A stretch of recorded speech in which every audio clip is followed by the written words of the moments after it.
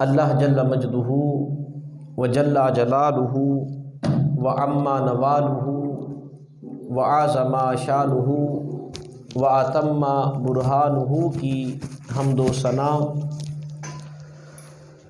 اور حضور پر نور شافی یوم النشور دستگیر جہاں غم گسار زماں سید سرورا احمد مجتبیٰ جناب محمد مصطفیٰ صلی اللہ علیہ وسلم کے حضور ناز میں ہدیہ درود و سلام عرض کرنے کے بعد، عزیز سامعین السلام علیکم ورحمۃ اللہ وبرکاتہ۔ سیرت النبی صلی اللہ علیہ وسلم کے حوالے سے ترتیب وار ہماری گفتگو ہو رہی ہے۔ گزشتہ جمعہ سفر ہجرت تک ہماری گفتگو ہوئی تھی، آج اس سے آگے آغاز کرتے ہیں۔ حضور نبی اکرم صلی اللہ علیہ وسلم کے مدینہ ہجرت کرنے سے پہلے کئی صحابہ مکہ سے مدینہ کی جانب ہجرت کر چکے تھے۔ مدینہ ابھی مدینہ نہیں تھا، ابھی یثرب تھا۔ یثرب کہہ کر ہی اسے پکارا جاتا، یثرب ہی اس کا نام تھا۔ یہ تو حضور نے قدم رنجا فرمائے یثرب سے مدینہ بن گیا، محبتوں کا شہر بن گیا، عقیدتوں کا شہر بن گیا، رونقوں کا شہر بن گیا، شفا یابی کا شہر بن گیا۔ وہ افراد جو حضور سے پہلے مکہ سے مدینہ ہجرت کر چکے تھے، ان میں چند ایک ایسے صحابہ جنہوں نے انتہائی مشکلات برداشت کی، ان میں ایک نام حضرت ابو سلمہ مخزومی رضی اللہ تعالی عنہ کا بھی ہے۔ یہ ساری چیزیں بتانے کا مقصد یہ کہ کس انداز سے صحابہ نے، یہاں تک کہ صحابیات نے جو قربانیاں دیں وہ ہماری نگاہوں کے سامنے ہونی چاہیے کہ کیا آج ہم اسی طرح حضور کے دین کی خاطر قربانیاں دے رہے ہیں یا نہیں۔ حضرت ابو سلمہ مخزومی رضی اللہ تعالیٰ عنہ کلمہ پڑھا، اسلام میں داخل ہوئے۔ چیدہ چیدہ کر کے افراد مکہ سے مدینہ ہجرت کر کے جا رہے ہیں۔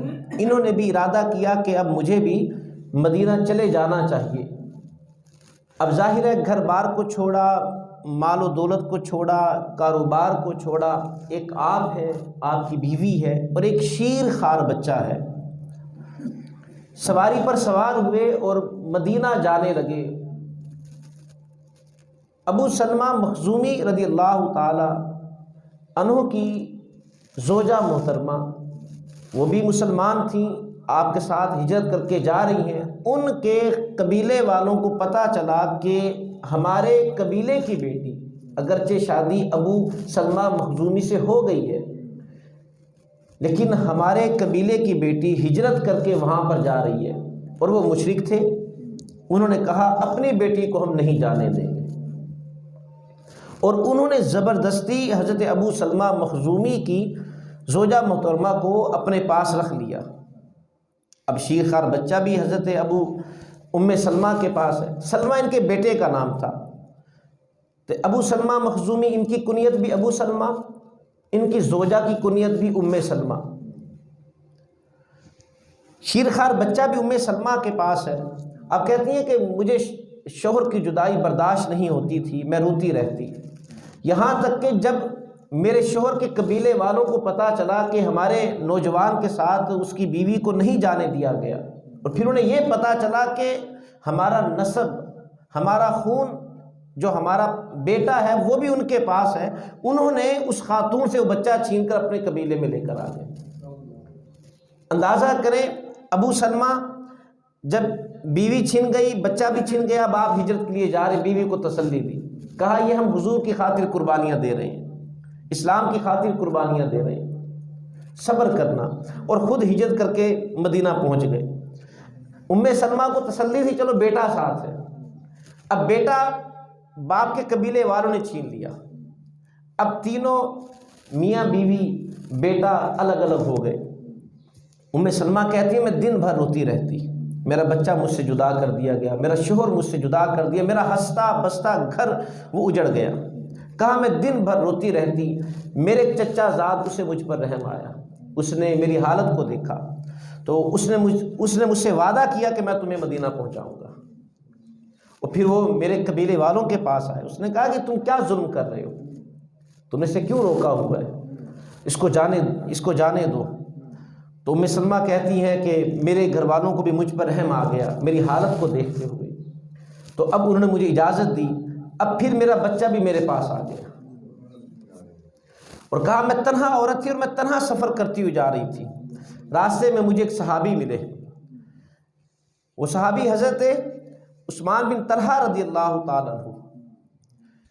اور عثمان بن طلحہ انہیں پتہ چلا کہ سلمہ اپنے شوہر کے پاس جا رہی ہیں اور شیر خوار بچہ بھی ہے، بچہ بھی ابھی اتنا بڑا نہیں ہوا، شیر خوارہ دودھ پیتا بچہ ہے، تو انہوں نے مجھے کہا کہ میں تمہیں مدینہ پہنچا کر آتا ہوں۔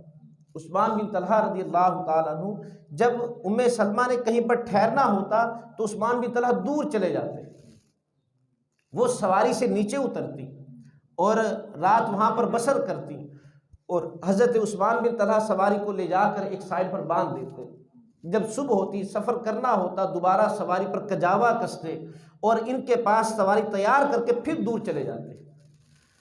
حضرت سلمہ سواری پر سوار ہوتی، نکیل پکڑ لیتے اور خود پیدل آگے جا رہے اور باحفاظت انہیں مدینہ پہنچا کر آئے۔ تو حضرت سلمہ رضی اللہ تعالیٰ عنہ آپ کہتی ہیں عثمان بن طلحہ سے زیادہ شریف النفس میں نے کسی اور کو نہیں دیکھا۔ حضرت صہیب رومی رضی اللہ تعالیٰ عنہ انہیں قید کر لیا گیا اور انہیں لا کر مکہ فروخت کر دیا گیا۔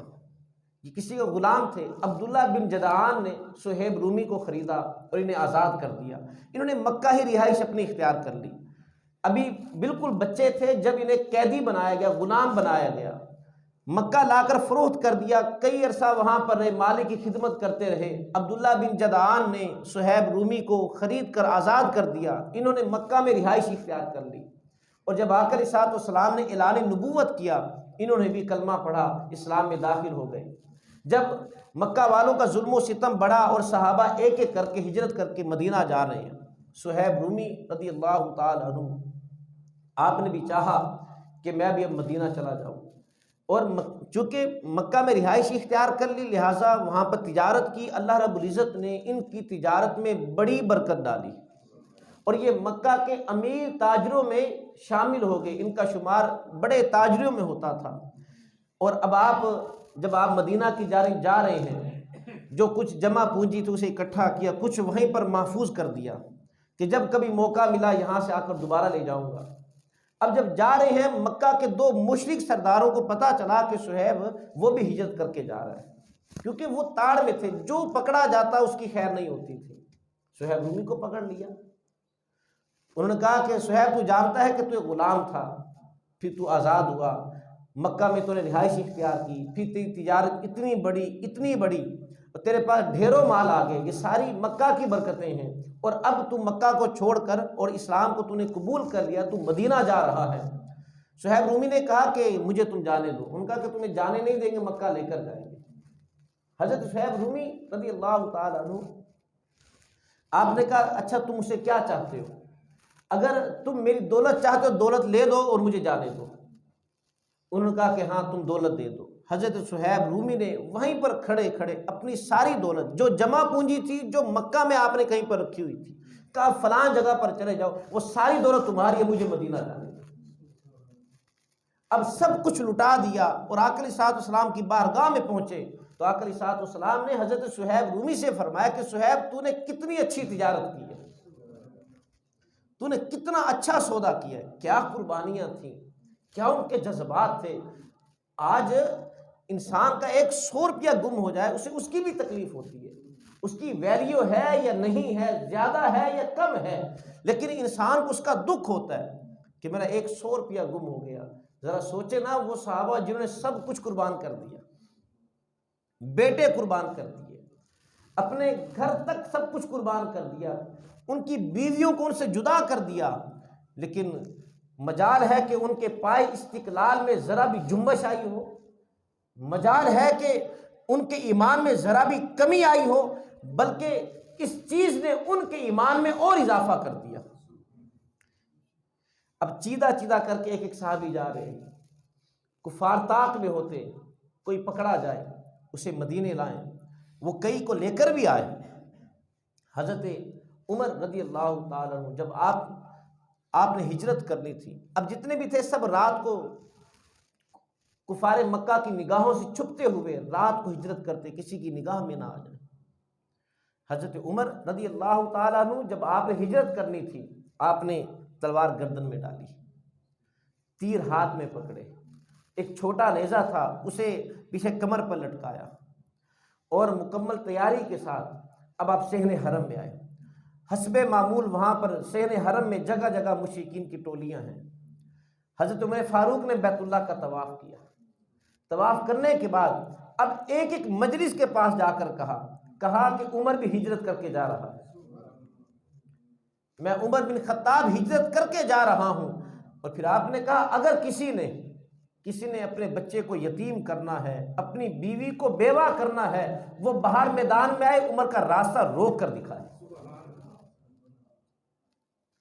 حضرت علی رضی اللہ تعالیٰ عنہ، یہ آپ کی حدیث ہے، آپ نے کہا اگر کسی نے علل اعلان ہجرت کی ہے وہ حضرت عمر فاروق رضی اللہ تعالیٰ عنہ ہے، اور آپ کہہ کر جا رہے میں ہجرت کر کے جا رہا ہوں، کوئی میرا راستہ روک کر دکھائے۔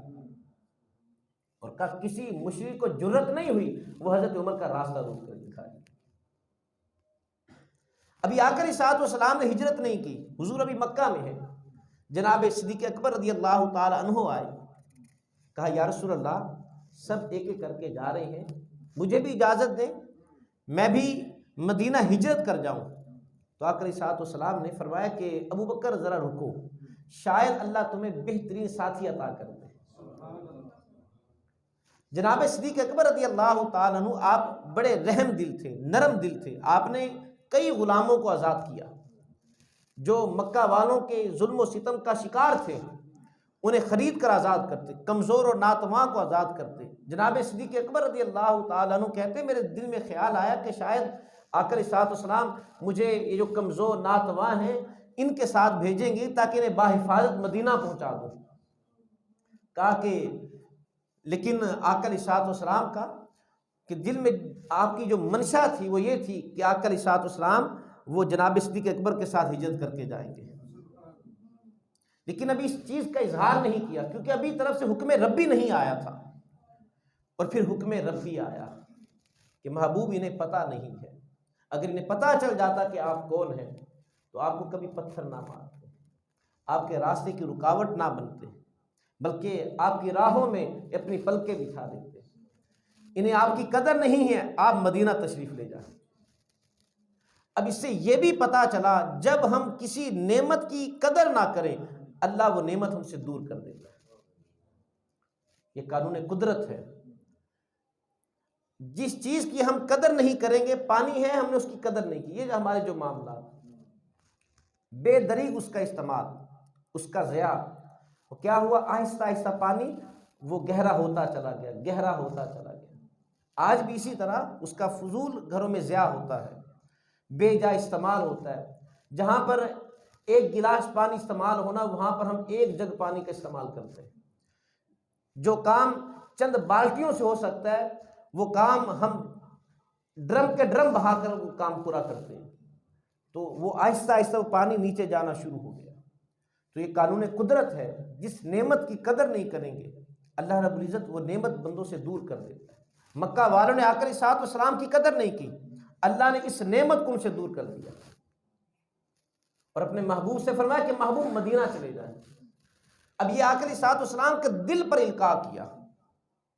آقا علیہ الصلوۃ والسلام نے حضرت ابوبکر صدیق سے فرمایا کہ ابوبکر تیار رہنا، کبھی بھی اللہ کا حکم آ سکتا ہے۔ اب دوسری طرف کفار، اب وہ کیا منصوبہ سازی کر رہے ہیں؟ انہوں نے دیکھا کہ مسلمان ایک ایک کر کے ہجرت کر کے مدینہ جا رہے ہیں، ان کے دلوں میں خوف پیدا ہوا اگر یہ ایک ایک کر کے مدینہ سارے اکٹھے ہو گئے کہیں ایسا نہ ہو یہ ایک بڑی جماعت کی شکل میں ہم پر حملہ نہ کر دیں، جو ہم نے ان پر ظلم و ستم کیے، جو ہم نے انہیں مارا، کہیں ایسا نہ ہو کہ یہ آ کر اس کا بدلہ لیں اور اس کے بدلے میں ہمیں آ کر قتل کریں۔ اب وہ دن رات اسی سوچ میں رہتے، اب کون سا طریقہ اختیار کیا جائے کہ ان کو مکے سے باہر نہ جانے دیا جائے۔ اور پھر یہ تھا کہ ابھی آقا علیہ الصلوۃ والسلام تو مکہ میں ہیں، تو کیوں نہ آقا علیہ الصلوۃ والسلام کو معاذ اللہ ختم کر دیا جائے، تاکہ اسلام مزید پھل اور پھول نہ سکے، پھیل نہ سکے۔ اب اس مشاورت کے لیے، اس میٹنگ کے لیے سرداروں کو پیغام بھیجا کہ آج رات دار الندوہ میں سب نے اکٹھے ہونا ہے، اور ساتھ یہ شرط بھی عائد کی جو بڑا سردار ہوگا، جس کی عمر 40 سال سے زیادہ ہوگی، وہ اس میٹنگ میں شرکت کرے گا۔ اب جو بڑے بڑے سردار تھے جن کے دلوں میں اسلام کی نفرت تھی، وہ سب کے سب اب دار الندوہ میں اکٹھے ہوئے۔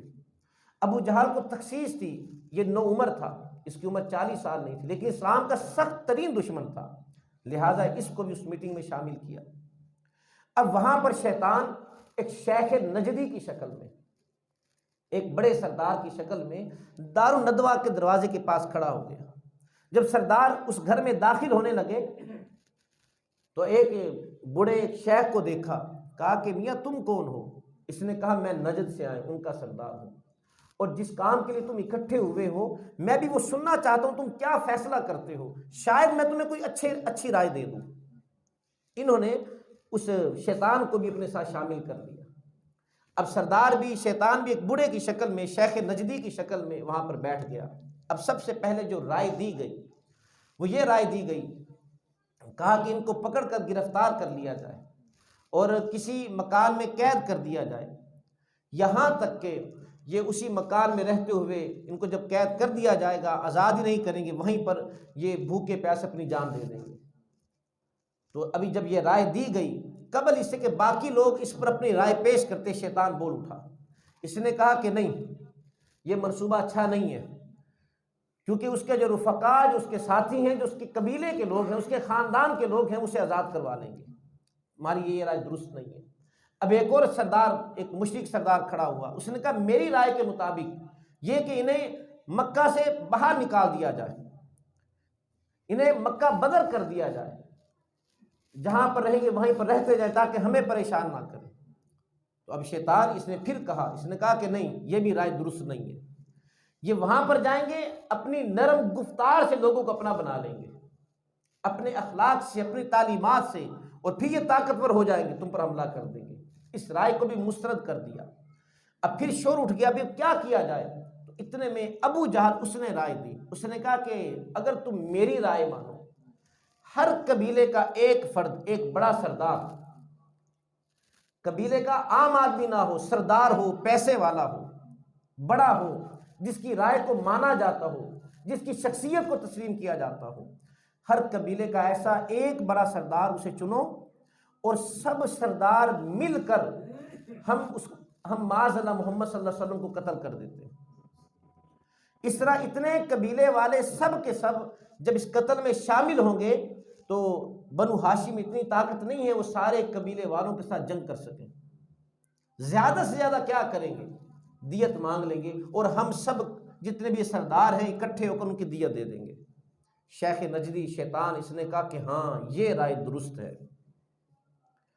اب یہ متفقہ فیصلہ ہوا کہ سب قبیلے کے سردار مل کر معاذ اللہ آقا علیہ الصلوۃ والسلام کو قتل کریں گے۔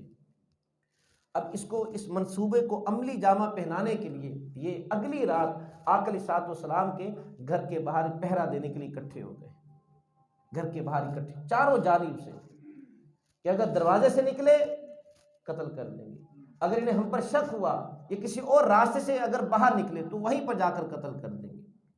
اب یہ منصوبہ کر کے آقا علیہ الصلوۃ والسلام کے گھر کا محاصرہ کر لیا۔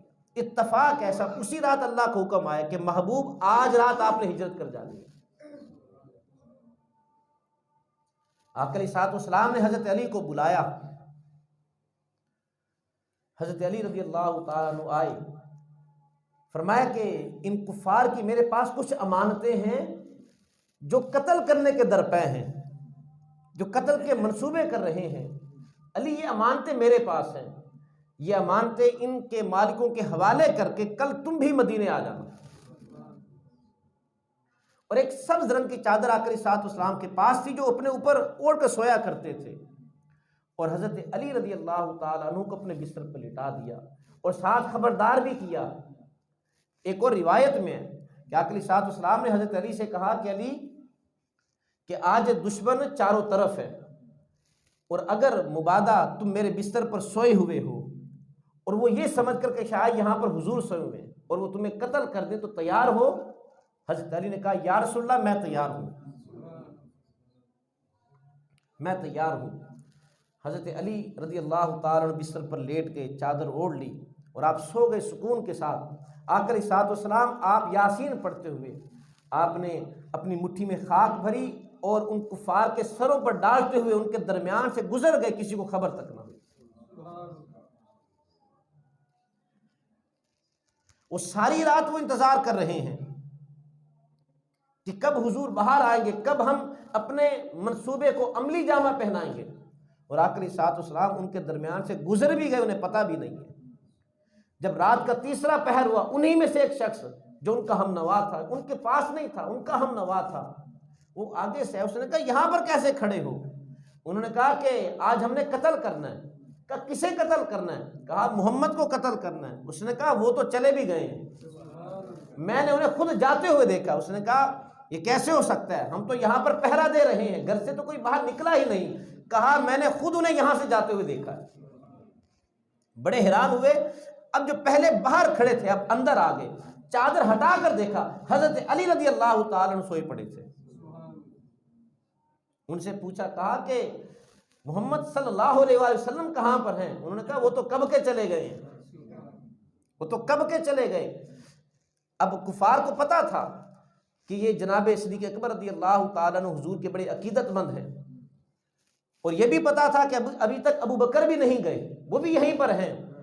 ابو جہل برداشت نہ کر سکا، دوڑتا ہوا جناب صدیق اکبر رضی اللہ تعالیٰ عنہ کے گھر آیا، دروازہ زور سے کھٹکھٹایا۔ جناب صدیق اکبر کی صاحبزادی حضرت اسماء رضی اللہ تعالیٰ عنہ نے دروازہ کھولا۔ ابو جہل نے سختی کے ساتھ پوچھا، کہا کہاں پر ہے محمد صلی اللہ علیہ وسلم، تمہارے والد کدھر ہیں؟ حضرت اسماء نے کہا مجھے تو پتہ نہیں ہے دونوں کہاں پر ہیں۔ ابو جہل غصے میں تھا، اس نے زوردار تھپڑ مارا۔ حضرت اسماء کہتی ہیں کہ میرے کان میں بالی تھی، وہ بالی کان چیرتی ہوئی نیچے گر گئی، لیکن میں نے لا علمی کا اظہار کیا، کہا کہ مجھے نہیں پتا۔ یہی حضرت اسماء رضی اللہ تعالیٰ عنہا ہیں، یہ رات کو آقا علیہ الصلوۃ والسلام وہ غار ثور میں کھانا پہنچا کر آیا کرتی تھی، اور ایک رات یہ کھانا تیار کیا تو دیکھا کہ کھانے کو باندھنے کے لیے کوئی چیز نہیں ہے۔ آپ نے اپنا دوپٹہ پھاڑا، اس کے دو حصے کیے اور اس میں کھانا باندھ کر آقا علیہ الصلوۃ والسلام کی بارگاہ میں پیش کیا۔ اور دوسری جانب آقا علیہ الصلوۃ والسلام اب رات کو ہجرت کرتے ہوئے جا رہے ہیں۔ جناب صدیق اکبر کی قربانی دیکھیں، کبھی حضور کے آگے چلتے ہیں، کبھی پیچھے چلتے ہیں، کبھی دائیں چلتے ہیں، کبھی بائیں چلتے ہیں۔ حضور نے فرمایا کہ ابو بکر کیا ہوا؟ کہا دل میں خیال آتا ہے کہیں دشمن آگے سے نہ آ جائے تو آگے آ جاتا ہوں، پھر خیال آتا ہے کہیں پیچھے سے نہ آ جائے تو میں پیچھے آ جاتا ہوں، کبھی دائیں کبھی بائیں، اسی وجہ سے آتا ہوں کہ اگر کوئی آگے پیچھے دائیں بائیں سے کوئی دشمن آئے تو اس کا تیر مجھے لگے، آپ کو کچھ نہ ہو۔ پھر حضور کو اپنے کندھوں پر سوار کیا اور اس پہاڑی پر جس کے اوپر غار ثور ہے، وہ جبل نور، آقا علیہ الصلوۃ والسلام کندھوں پر سوار کر کے اس غار پر لے کر گئے، اور پھر کہا یا رسول اللہ آپ باہر ٹھہریں، پہلے میں دیکھ کر آ جاؤں اندر کوئی چیز تو نہیں ہے۔ غار ثور میں داخل ہوئے، صفائی کی، اپنی چادر پھاڑ کے اس کے سوراخوں کو بند کیا، اور پھر ادب عرض کیا کہ یا رسول اللہ فدا کا امی و ابی، اندر تشریف لے آئے، آپ پر میرے ماں باپ قربان، یا رسول اللہ اندر تشریف لے آئیے۔ اب یہاں پر علماء ایک نقطہ بیان کرتے ہیں، کہتے ہیں کہ ایک معمولی سے غار میں آقا صلی اللہ علیہ وسلم صدیق اکبر کے بغیر نہیں جاتے، تو جنت میں صدیق اکبر کے بغیر کیسے جائیں گے؟ ایک معمولی سا غار ہے اس میں حضور جناب صدیق اکبر کے بغیر نہیں گئے، تو جنت میں صدیق اکبر کے بغیر کیسے جائیں گے؟ یہی وجہ ہے اپنی حیات طیبہ میں جتنا قرب جناب صدیق اکبر رضی اللہ تعالی عنہ کو ملا کسی کو نہیں ملا۔ اور پھر صرف حیات طیبہ میں نہیں بلکہ جہاں پر آقا علیہ الصلوۃ والسلام کا جسد اثر ہے اسی کے قریب جناب صدیق اکبر کا جسد اثر ہے، اسی روضہ مبارک میں جناب صدیق اکبر رضی اللہ تعالی عنہ کی بھی قبر مبارک ہے۔ تو اس غار میں آقا علیہ الصلوۃ والسلام 3 راتیں ٹھہرے، 3 دن 3 راتیں۔ جب غار کے اندر داخل ہو گئے، اب کفار تو حضور کی تلاش میں، پتہ تو چل گیا تھا کہ اب آقا علیہ الصلوۃ والسلام مکہ میں نہیں ہے۔ ابو جہل نے اعلان کیا، اس نے کہا جو انہیں زندہ حالت میں یا مردہ حالت میں لے کر آئے گا اسے 100 سرخ اونٹوں کا انعام ملے گا۔ بڑے قیمتی اونٹ ہیں اور وہ بھی سرخ اونٹ، نسلی اونٹ۔ اب بہت سارے لوگ لالچ میں آقا علیہ الصلوۃ والسلام کی تلاش میں نکلے ہوئے، کسی نے حضور کو دیکھا تھا، کسی نے نہیں دیکھا تھا، سب حضور کی تلاش میں۔ اور اللہ کی قدرت دیکھیں، اللہ کی قدرت دیکھیں، جب حضور غار میں داخل ہوئے اللہ نے مکڑی کو حکم دیا اس کے منہ کے آگے جالا تان دو۔ اس مکڑی نے جالا تان دیا اور وہ جالا اس نے ایسا تانا یوں محسوس ہوتا تھا کئی سالوں سے جالا تنا ہوا ہے۔ اور پھر اسی غار کے دھانے پر ایک جگہ پر کبوتری نے انڈے دے دیے اور وہ انہیں سینچنے لگی۔ اب مشرک ایسا نہیں ہے کہ وہ غار سور تک نہیں آئے، حضور کو ہر جگہ پر انہیں تلاش کیا، یہاں تک کہ غار سور تک بھی آئے۔ اور غار سور تک آئے، اس کے منہ کے آگے جب دیکھا کہ ایک مکڑی نے جالا تنا ہوا ہے، اور وہ جالا ایسا لگتا تھا جیسے سالہ سال پرانا جالا ہے، سالوں سے کسی مکڑی نے یہاں پر تنا ہوا ہے، نیا لگ ہی نہیں رہا تھا، تازہ لگتا ہی نہیں تھا۔ یہ اللہ کی قدرت تھی۔ انہوں نے کہا کہ اگر حضور اس غار میں داخل ہوئے ہوتے تو یہاں پر اس وقت جالا نہ ہوتا، اور پھر یہاں پر کسی کبوتری نے انڈے بھی نہ دیے ہوتے، غار کے منہ کے پاس سے ہو کر واپس چلے گئے۔ اور جناب صدیق اکبر رضی اللہ تعالیٰ عنہ کے صاحبزادے حضرت عبداللہ بن ابو بکر رضی اللہ تعالیٰ عنہ، وہ دن بھر مکہ رہتے، جو وہ باتیں کرتے کہ کہاں پر تلاش کیا جائے، کدھر بھیجا جائے، دن بھر کی جو خبریں ہوتی، جب رات ہوتی، جب دیکھتے سب سو گئے ہیں، وہ آقا علیہ الصلوۃ والسلام کے پاس تشریف لے آتے اور آ کر عرض کرتے کہ یا رسول اللہ آج یہ باتیں وہاں پر ہوئی ہیں، اسی طرح آپ کو تلاش کیا گیا، وہ کس طرح غصے میں ہیں، کیا پیچ و تاب کھا رہے ہیں۔ اور جب صبح سحری کا وقت ہوتا راتوں رات پھر وہاں سے واپس مکہ آ جاتے۔ پھر یہی نہیں، حضرت ابوبکر صدیق رضی اللہ تعالیٰ عنہ کا غلام وہ آتا، وہ دن بھر وہ وہاں پر بکریاں چراتا تاکہ جو نشان عبداللہ بن ابو بکر رضی اللہ تعالیٰ عنہ کے پاؤں کے جو بنے ہوئے ہیں ان کے اوپر بکریاں چراتا، وہ نشانات ختم ہو جائے، اور بکریوں کا دودھ دھو کر آقا علیہ الصلوۃ والسلام کی بارگاہ میں پیش کرتا۔ اور جناب صدیق اکبر کی صاحبزادی حضرت اسماء رضی اللہ تعالیٰ عنہ وہ حضور کے لیے کھانے کا اہتمام کیا کرتی۔ 3 راتیں اس غار سور میں آقا علیہ الصلوۃ والسلام رہے، اور 3 دن تک کفار کی تلاش بسیار کے بعد جب آقا علیہ الصلوۃ والسلام انہیں نہ ملے، اب انہوں نے بھی وہ پہلے کی طرح جو تلاش تھی وہ بھی کم کر دی۔ اب راستے صاف تھے، جو ایک معروف راستہ مکہ سے مدینہ کی جانب جاتا تھا اس راستے پر سے نہیں گئے، کیونکہ مکہ اور یثرب کے درمیان تجارتی قافلے آتے جاتے تھے، کارواں آتے جاتے تھے، لہٰذا وہ معروف راستہ اختیار نہیں کیا، بلکہ اس معروف راستے سے ہٹ کر جو دوسرا راستہ تھا وہ راستہ اختیار کیا۔ جناب صدیق اکبر رضی اللہ تعالی عنہ نے آقا علیہ الصلوۃ والسلام کے لیے اونٹنی کا بھی اہتمام کیا، کیونکہ جب حضور نے فرمایا تھا کہ ابو بکر کبھی بھی حکم آ سکتا ہے، آپ نے اسی دن سے 2 اونٹنیاں خریدی، اور ان اونٹنیوں کو باہر چرنے کے لیے بھی نہیں بھیجتے تھے، اپنے گھر میں رکھا، اور ان کے چارے کا اہتمام گھر میں ہی کیا کرتے۔ اور پھر جب اب یہ اگلا سفر شروع ہوا تو آقا علیہ الصلوۃ والسلام کی بارگاہ میں ادباً عرض کیا کہ یا رسول اللہ اس اونٹنی پر آپ سوار ہو جائیں۔ حضور نے فرمایا کہ یہ اونٹنی کس کی ہے؟ عرض کی یا رسول اللہ یہ میری ہے۔ فرمایا کہ تمہاری، میں تو اس پر سوار نہیں ہوں گا۔ تو کہا یا رسول اللہ میں نے آپ کو تحفے میں دی۔ حضور نے فرمایا کہ نہیں، میں اس کی قیمت ادا کروں گا۔ وہاں پر اس کی قیمت طے کی اور کہا کہ اس کی قیمت میری طرف سے وصول کر لینا۔ پھر اس اونٹنی پر سوار ہوئے اور جو معروف راستہ تھا اس سے ہٹ کر آپ مدینہ کی جانب گئے۔ ابھی بھی لوگ کچھ تلاش بسیار میں تھے، ان میں ایک سراقہ ابن مالک بھی تھا، اور وہ قریب پہنچا۔ سراقہ ابن مالک کے اپنے لفظ ہیں، اس نے کہا کہ میں نے دیکھا کہ آقا علیہ الصلوۃ والسلام جا رہے ہیں، حضور آگے آگے ہیں، اور صدیق اکبر کو پتا چلا کہ ہمارے پیچھے کوئی آ رہا ہے۔ وہ بار بار مڑ کر پیچھے کی طرف میری طرف دیکھتے، لیکن خدا کی قسم میں نے ایک مرتبہ بھی نہیں دیکھا کہ حضور نے پیچھے مڑ کر میری طرف دیکھا۔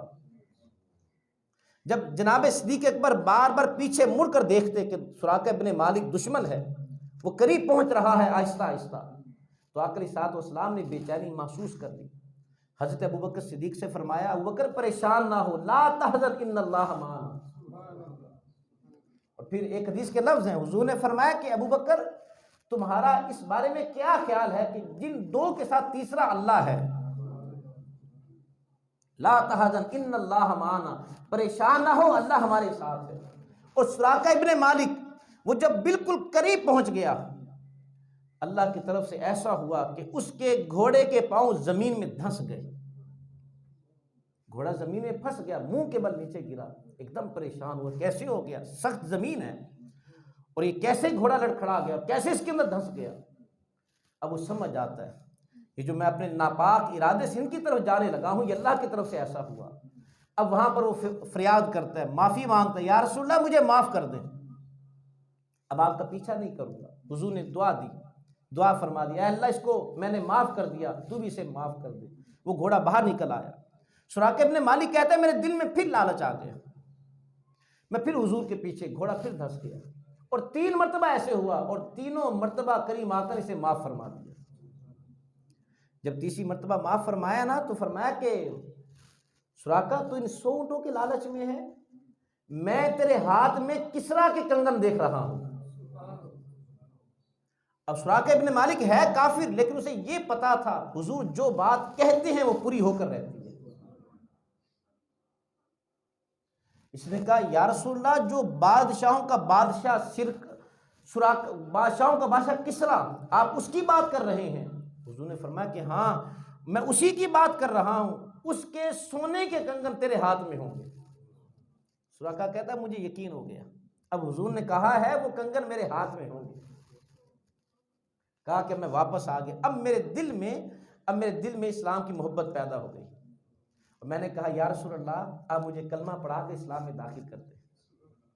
حضور نے کلمہ پڑھایا، اسلام میں داخل ہوئے، اور کہا یا رسول اللہ یہ میرے تیر ہیں، اور میرے غلام میرے تیروں کو پہچانتے ہیں، آپ یہ اپنے پاس رکھ لیں، آپ جس راستے سے گزر رہے ہیں فلاں جگہ پر میرے غلام ہوں گے، اور میری وہاں پر بکریاں وہ چلا رہے ہوں گے، میرے جانوروں کو چلا رہے ہوں گے، آپ انہیں جب یہ تیر دکھائیں گے تو آپ کو جتنا وہاں سے مال چاہیے ہو آپ مال لے جانا۔ حضور نے فرمایا کہ ہمیں مال کی ضرورت ہی نہیں ہے، ہاں تمہاری اس نیت کی اللہ تمہیں جزا دے۔ اب سراقہ ابن مالک اب وہ واپس جا رہا ہے، ابھی بھی لوگ تلاش میں تھے، اب اس طرف تو حضور جا رہے ہیں اور وہیں سے سراقہ ابن مالک واپس آ رہے ہیں، انہیں بھی پتا تھا سراقہ بھی حضور کی تلاش میں ہے۔ اب یہ کیا کہتے ہیں، جھوٹ نہیں بولتا، انہیں کہتے ہیں ادھر نہ جاؤ میں دیکھ کر آ گیا ہوں۔ وہ سمجھتے کہ سراقہ بھی تلاش میں دیکھ کر آ گیا، نہیں ملے تو اس لیے واپس آ رہا ہے۔ تو سراقہ ابن مالک رضی اللہ تعالی عنہ، حضور نے دعا دی تھی کہ سراقہ تیرے ہاتھ میں کسرا کے کنگن ہوں گے، کہا میں انتظار میں تھا۔ جناب صدیق اکبر کا زمانہ آیا، پھر عمر فاروق کا زمانہ آیا، پھر روم فتح ہوا، اور پھر کسرا کے وہ زیورات، اس کے وہ سونے چاندی اور اس کا سامان وہ مسجد نبوی کے صحن میں ڈھیر ہے، اور وہ قیمتی سامان سارا کا سارا مسجد نبوی کے صحن میں ہے۔ تو جناب عمر فاروق رضی اللہ تعالیٰ عنہ، آپ نے کہا سراقہ کدھر، اس کو لے کر آؤ۔ سراقہ ابن مالک کو عمر فاروق رضی اللہ تعالیٰ عنہ کے پاس لایا گیا، آپ نے کہا سراقہ اپنے ہاتھ آگے بڑھاؤ، یہ مال بعد میں تقسیم ہوگا، پہلے حضور کی بات پوری ہوگی۔ اور وہ جو کسرا کے کنگن تھے، سونے کے کنگن، وہ سراقہ کے ہاتھ میں ڈالے، اور پھر آپ نے کہا کہ آج حضور کی بات پوری، یہ بھی ہوگی۔ حضور نے جو باتیں ارشاد فرمائی ہر بات پوری ہوئی، جو قیامت تک جو معاملات ہونے ہیں وہ پورے ہو رہے ہیں، کچھ پورے ہوں گے، اور جب تک میرے حضور کی کہی ہوئی ہر بات پوری نہ ہو جائے اس وقت تک قیامت قائم بھی نہیں ہوگی۔ اب یہ مختصر سا قافلہ جناب صدیق اکبر ہیں، عامر بن فہیرہ جو جناب صدیق اکبر کے غلام ہیں، اور آقا علیہ الصلوۃ والسلام۔ اب یہ راستے میں بہت سارے معاملات پیش آئے۔ مختصر، جب مدینہ پہنچنے سے پہلے قبا کا مقام آتا ہے، اور قبا والے وہاں پر بھی کچھ صحابہ تھے، اور وہ دن بھر انتظار کرتے، کیونکہ پہلے قبا آتا ہے اس کے بعد مدینہ آتا ہے۔ انہیں پتا تھا کہ جب حضور آئیں گے مکہ سے تو پہلے یہاں پر پہنچیں گے، اور دن بھر حضور کا انتظار کرتے۔ اب اندازہ کریں کڑکتی دھوپ، عرب کا صحرا، اور اتنی دھوپ ہوتی، دن کے وقت وہ سفر نہیں کرتے تھے۔ انہیں پتا تھا کہ دھوپ میں سفر کیا تو ہم مشکل میں پڑ جائیں گے، رات کو سفر کرتے تھے۔ لیکن حضور کی محبت میں ایسے سرشار، جیسے سورج نکلتا وہ بستی سے باہر نکل آتے، اور آقا علیہ الصلوۃ والسلام کا دن بھر انتظار کرتے۔ جب سورج غروب ہوتا پھر واپس چلے جاتے کہ ابھی حضور ہمارے پاس نہیں پہنچے۔ یہاں تک اسی انتظار میں تھے، 1 دن 2 دن 3 دن 12 دنوں تک ان کا یہی معمول رہا۔ تو ایک شام اسی طرح واپس جا رہے تھے۔ اب اس جگہ پر یہودی بھی آباد تھے۔ ادھر سے مسلمان انتظار کرتے ہوئے جب واپس بستی میں پہنچے، وہ ایک یہودی وہاں پر تھا۔ اس نے دیکھا کہ دور سے ایک نور چمکتا ہوا آ رہا ہے۔ اس نے بلند آواز سے اعلان کیا، اس نے اپنے قبیلے والوں کو آواز دی، اس نے کہا مسلمانوں، جن کا تم انتظار کر رہے تھے وہ آ رہے ہیں۔ مسلمان پہنچ گئے، آقا علیہ الصلوۃ والسلام کا استقبال کیا۔ یہاں پر اسلام کی پہلی مسجد قباء بنی، اور اس کی تعمیر میں آقا علیہ الصلوۃ والسلام خود ساتھ شامل رہے۔ بھاری بھرکم پتھر خود اٹھاتے۔ صحابہ کہتے یا رسول اللہ آپ ہمیں حکم دیں، آپ اس کو نہ اٹھائیں۔ حضور آقا علیہ الصلوۃ والسلام پھر بھی آپ پتھر اٹھاتے، اور مسجد قباء کی تعمیر میں خود بنفس نفیس شامل رہے۔ مسجد قباء تعمیر ہوئی، اسلام کی پہلی مسجد۔ کچھ دن یہاں پر قیام کیا۔ اب اس کے بعد آقا علیہ الصلوۃ والسلام آگے مدینہ تشریف لے گئے۔ اب وہاں پر کس انداز سے استقبال ہوا، اور آقا علیہ الصلوۃ والسلام وہاں پر کدھر ٹھہرے، اور کیا معاملات درپیش ہوئے، انشاءاللہ اس پر آئندہ جمعہ گفتگو کریں گے۔ وصلی اللہ تعالی علی حبیبہ محمد وآلہ وصحبہ اجمعین۔